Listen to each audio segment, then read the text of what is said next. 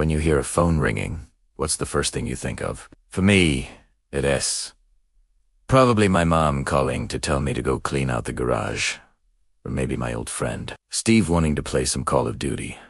But whatever the case may be, the last person I'd expect to call me is someone who has passed away. Well, for this Reddit user, that's exactly what happened. So let's jump into the story. I should preface this by saying that I am an extremely logical person. I don't believe in ghosts, demons, or any of that crap. So when this started happening, I was thoroughly confused. About 2 years ago, my father died of a heart attack at age 48.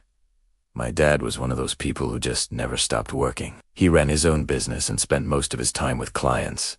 This made sense to both my brother and I because he had a heart attack at such a young age. Up until his death, my dad was an avid BlackBerry user. Every night before we went to bed, we'd hear the distinct click of his BlackBerry being put on silent. Because of this, it was unusual for us to hear his phone ring in the morning after he'd already left for work. We were used to it, but there was one morning where my mom picked up the phone, and it was our dad's work associate asking why he didn't show up for work yet. My mom told him that Dad had passed away the day before. The associate was very apologetic and said that he must have dialed the number wrong. Mum, who sighed, "No worries, happens all the time," and hung up the phone. At first, my brother and I thought it was just a prank call from some sick teenagers. You know the type.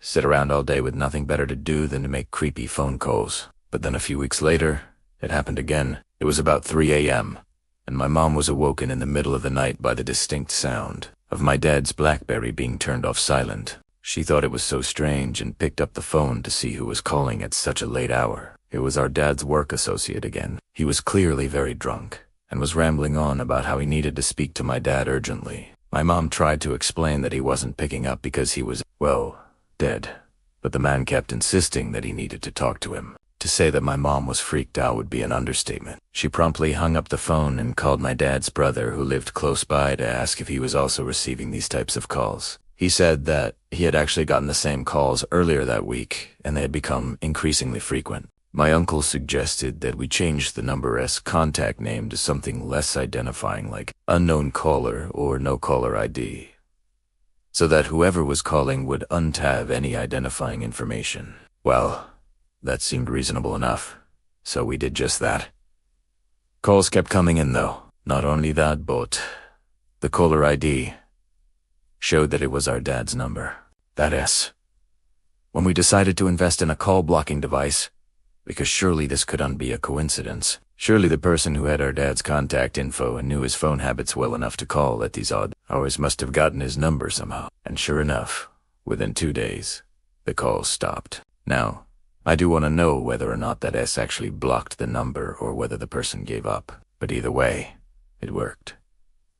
That was until about 6 months ago when the calls started coming in again.